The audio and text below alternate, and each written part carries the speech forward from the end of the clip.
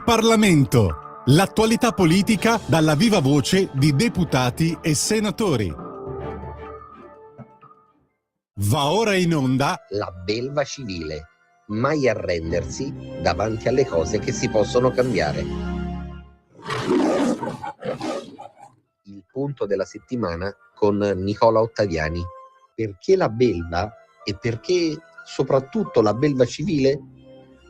Perché ogni cittadino davanti alle ingiustizie, davanti alla politica intesa come vecchia maniera, davanti all'insicurezza, davanti alla richiesta di servizi dello Stato o davanti ad una tassazione iniqua, si sente davvero una belva. E allora la reazione quale dovrebbe essere? Quella di occupare le strade, le autostrade o le stazioni o incendiare le autovetture delle forze dell'ordine come vorrebbe fare una certa sinistra per paralizzare il paese, per portarlo magari nel caos?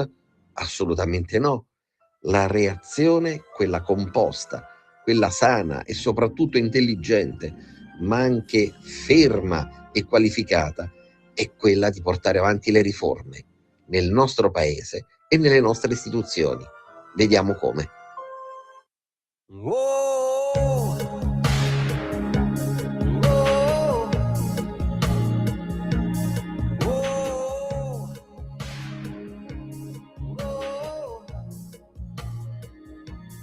Il sorriso che tu hai, il vestito che tu hai, io rimango ad aspettare e tu giochi con le ore e i tuoi sogni sei sicura e ti seguo da lontano e la strada che facciamo sembra un posto di frontiera.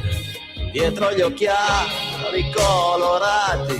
tu mi sorridi enigmatica. C'è un gioco strano tra di noi,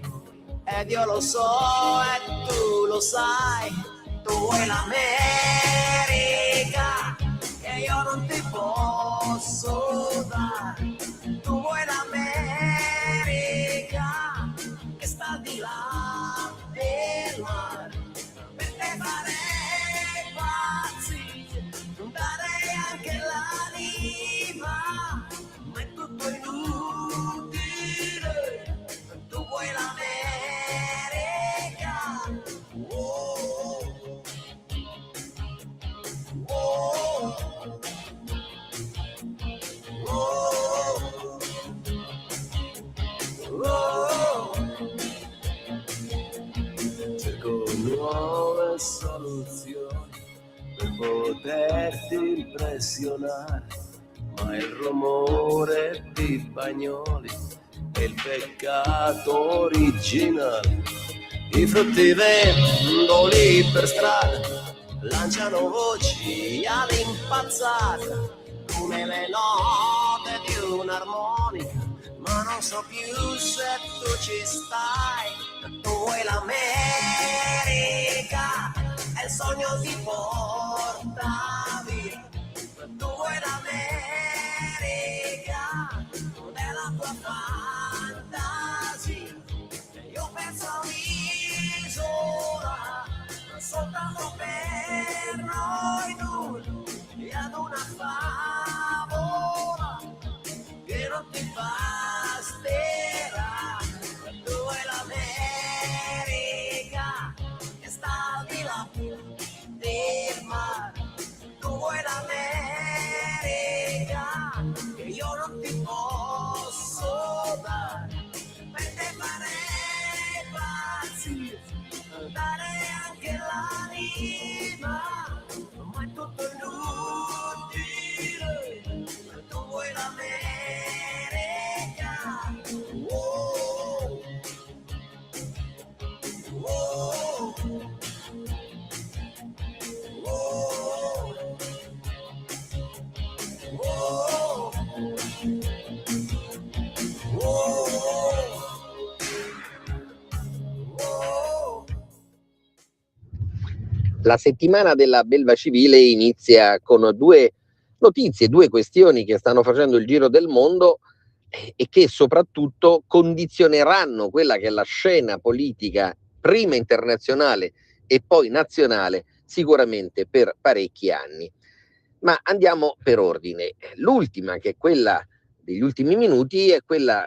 che riguarda Starmer, il primo ministro britannico che si è dimesso. Ora si parla di Andy Barnum, quindi si parla del primo cattolico che potrebbe guidare l'Inghilterra e quindi di fatto anche l'intero Regno Unito nei prossimi anni. Sarebbe un fatto epocale, perché non vi è memoria per cui un primo ministro sia di origine cattolica e non protestante, anglicana o comunque di credo religioso diverso rispetto a quello della corona,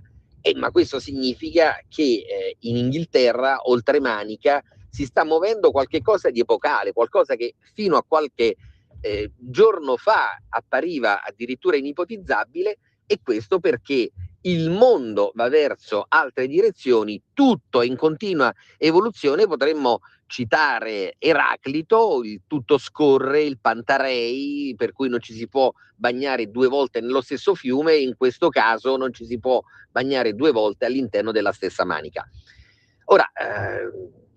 che cosa c'è alla base di tutto questo? C'è il fallimento, innanzitutto dobbiamo dirlo con molta chiarezza, di quelle che sono state le politiche della Brexit, la chiusura a riccio da parte dell'Inghilterra e della Gran Bretagna al proprio interno per evitare che ci fossero in qualche modo nuove contrattazioni, nuove cittadinanze, soprattutto a Londra, una metropoli che conta, è bene ribadirlo, qualche cosa come 12 milioni di abitanti. Bene, quella famosa Brexit di fatto si è rivelata una sorta di boomerang. L'effetto rebound è stato mostruoso, perché il prodotto interno lordo dell'Inghilterra, che comunque è in zona positiva, si è enormemente abbassato, e soprattutto la bilancia commerciale con l'estero da parte della Gran Bretagna è arrivata a sfiorare i dati negativi che magari riguardano altre economie continentali in grossa difficoltà, come la Germania e parzialmente anche la stessa Francia nel corso degli ultimi anni. Questo che cosa significa? Che le dinamiche internazionali in questo momento sono tali da non poter far prefigurare degli scenari certi e soprattutto degli scenari cristallizzati. Molto dipende dall'esito dei conflitti internazionali, molto dipende dalla stabilità o meno di quello che è il patto che è stato sottoscritto, ma allo stato attuale stiamo parlando di un memorandum di circa 50 punti, 10 che poi sono arrivati a 50 per il Golfo Persico, per quanto riguarda la guerra tra l'Iran, perché di guerra stiamo parlando, e gli Stati Uniti. Molto dipenderà anche da quella che sarà la pace duratura o meno che riguarda il conflitto israeliano-palestinese, ma molto dipenderà anche e soprattutto da quello che è l'esito della guerra, che dal febbraio-marzo del 2022 è in atto sul fronte russo-ucraino. Tutto ruota attorno a quelli che sono i traffici internazionali che attengono al gas e al petrolio. È inutile girarci attorno. È chiaro che il gas e la dipendenza dal gas in questo momento condizionano molto di meno l'Europa rispetto all'inizio del febbraio-marzo del 2022, ma dire che oggi l'Europa, attraverso il PNRR, attraverso la possibilità di centrare una serie di misure di transizione energetica, si sia resa completamente indipendente, tra questi paesi anche l'Italia, insomma ce ne vuole ancora, perché il percorso virtuoso è stato sicuramente incardinato, ma la strada da percorrere è ancora molto lunga e anche in salita. Su questo è bene ricordarlo, apriamo e chiudiamo una nota che non è una nota di colore, ma una nota statistica, quando spesso sentiamo la sinistra che dice ma come può essere che ancora non siamo arrivati all'indipendenza energetica? Insomma, vediamo un po' da che pulpito proviene la predica. Noi siamo passati da quella che è la produzione di gigawatt nel 2022 che era di appena 21-22 gigawatt ad una produzione oggi che sfiora i 45 gigawatt. Quindi siamo riusciti sostanzialmente a raddoppiare quella che è la produzione dell'energia di carattere solare grazie a quelle che sono le risorse che sono state ben utilizzate da parte di questo governo, sbloccando una serie di asset che riguardano anche l'utilizzo in comune all'interno di alcuni segmenti della pubblica amministrazione e anche dell'industria delle fonti energetiche rinnovabili, ma parlare di autosufficienza ancora allo stato attuale è difficile dirlo, è difficile soprattutto realizzarlo, tenuto conto del fatto che la riattivazione di quello che è il percorso delle mini centrali atomiche è iniziato soltanto la scorsa settimana alla Camera, peraltro con il voto negativo dei soliti pretestuosi e dei soliti, possiamo dire, soggetti che continuano solo a distruggere e non a costruire della sinistra, ma è un percorso che è di là da venire. Quindi,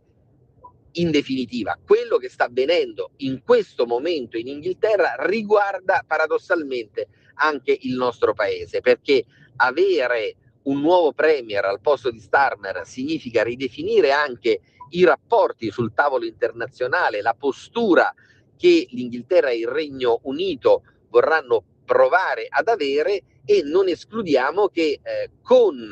il nuovo premier britannico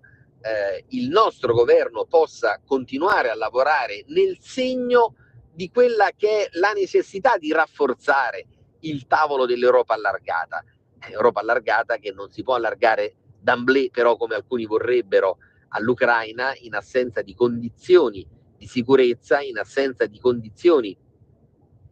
di riforme di carattere istituzionale e normativo che in questo momento obiettivamente sono assai latenti a Kiev. Tutto si può fare, ma sconvolgere d'emblée quello che è l'assetto dei 27 stati che compongono l'Unione Europea, con riverberi importanti non solo sull'industria ma anche e soprattutto sull'agricoltura. Pensiamo un po' a quella che potrebbe essere l'incidenza del grano che proviene dall'Ucraina, e tutto questo significa non conoscere, essere anzi digiuni delle fondamentali nozioni di economia politica e soprattutto di economia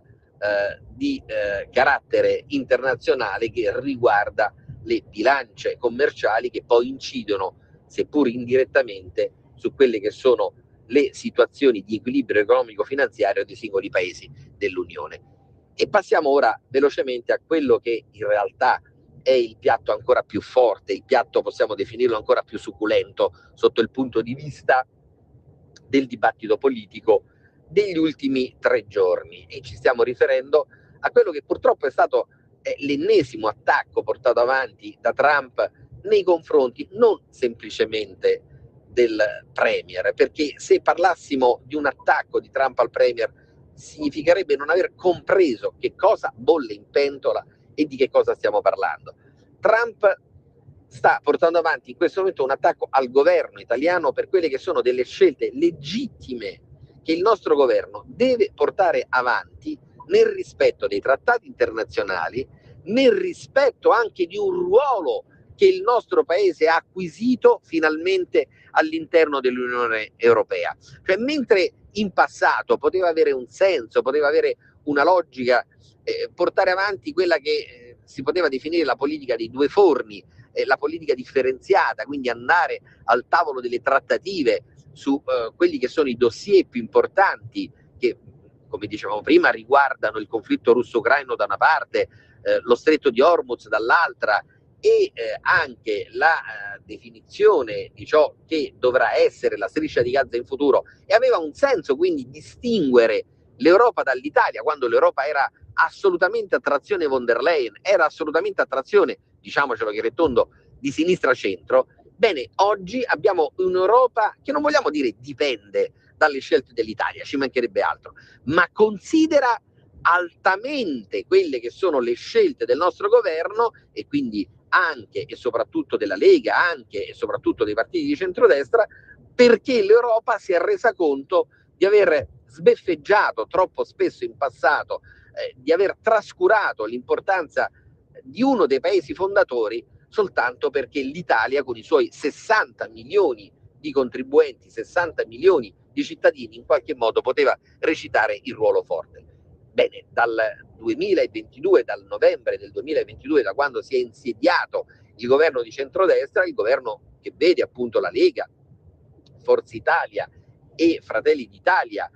ricoprire quelli che sono gli incarichi più importanti, da quel momento in poi l'Europa ha dovuto rendersi conto che stava cambiando, non l'Europa, ma che stava cambiando il mondo e soprattutto che l'Italia poteva essere un buon esempio da seguire sotto il punto di vista anche di carattere internazionale per quel che riguarda le posture, per quel che riguarda le decisioni sui tavoli della politica internazionale. E tra coloro che se ne sono accorti, possiamo dirlo magari forse un po' tardi e in modo anche, possiamo definirlo un po' troppo strabico, e c'è lo stesso Trump. Perché un conto è dire che l'Italia debba essere il paese più prossimo all'interno dell'Unione Europea, e questo storicamente lo è, perché ricordiamo come negli anni 20, negli anni 30 sono stati proprio i nostri italiani a costruire e ricostruire anche gli Stati Uniti, a mettere su aziende che oggi sono aziende che vanno in giro per il mondo con fatturati miliardari. E un conto è dire, no, ma l'Italia deve fare le flessioni a mo' quasi di educazione fisica e quindi a mo' di ginnasti rispetto a quelle che sono le indicazioni che provengono neppure da tutta l'America, ma in modo molto estemporaneo anche dallo stesso Trump. Ricordiamo quello che è avvenuto sulla vicenda delle critiche che sono state mosse da parte di Trump verso Leone XIV, verso Papa Prevost, che è bene ricordarlo, non è un Papa che ha risciacquato i suoi panni all'interno del Gange o all'interno di quelli che sono i fiumi della sinistra o dei progressisti americani. La famiglia di Prevost, la famiglia di Leone XIV è una famiglia che è di estrazione conservatrice, questo come fatto notorio. E però essere conservatori e non essere democratici / progressisti non significa assecondare qualsiasi tipo di tentativo di gestione unilaterale di quelli che sono i conflitti internazionali, di quello che è il commercio internazionale, di quelli che sono anche i dazi internazionali, che poi devono in qualche modo ruotare esclusivamente attorno all'economia americana. Oggi l'economia americana è giusto che si rimetta in gioco. Stiamo parlando di un potenziale enorme di circa 300 milioni di persone, ma stiamo parlando di un potenziale che paradossalmente oggi rischia in qualche modo di avere un altro competitor che non aveva in passato, ossia un'Unione Europea in cui l'Italia recita un ruolo guida. E allora quando il nostro governo di centrodestra con la Lega che continua a fare da traino parla di identità e parla di sovranismo in senso positivo, non in senso negativo, quindi parla di primato di quella che è la nostra nazione e di rispetto da parte delle altre nazioni che siedono nel consesso internazionale, e si parla di rispetto e si parla di identità sia ad est che ad ovest. E non è che si può dire no, ma noi il modo in cui dobbiamo portare avanti la postura lo dobbiamo avere soltanto quando abbiamo a che fare con la Russia da una parte ed eventualmente con Netanyahu dall'altra.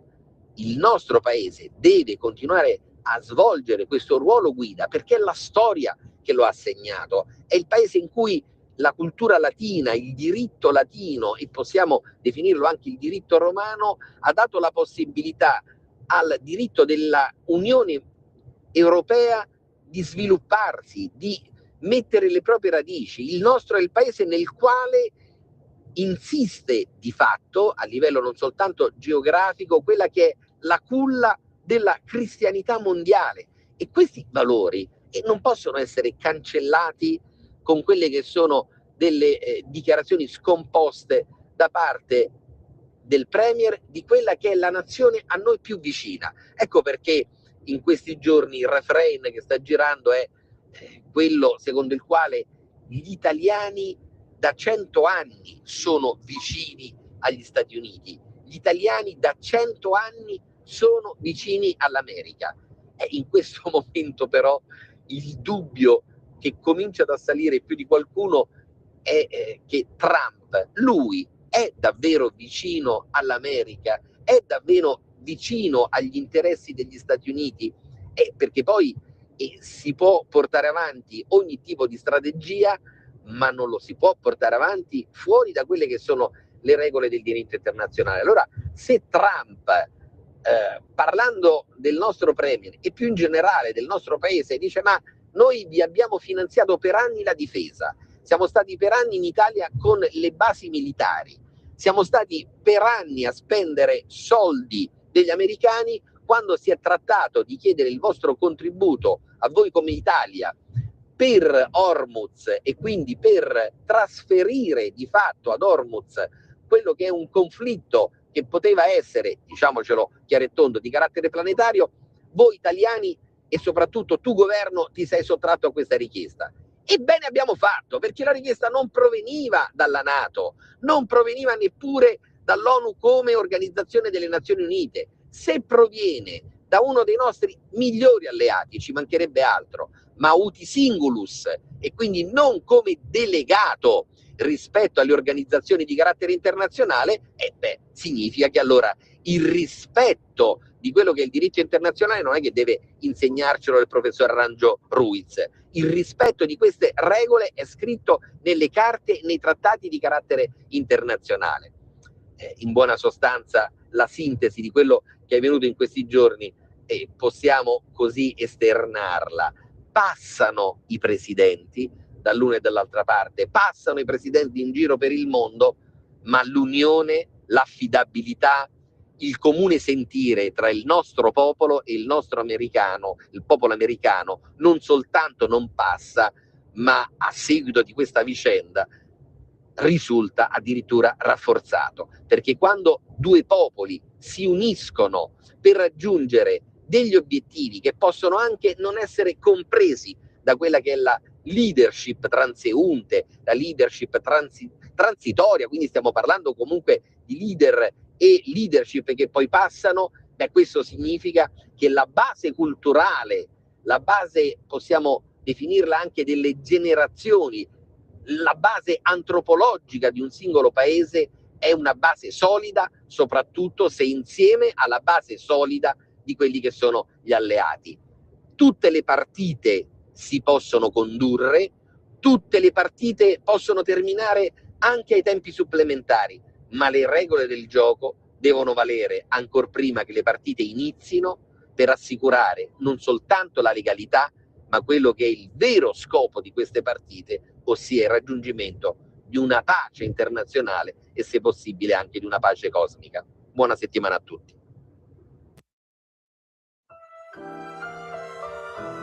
Avete ascoltato La belva civile.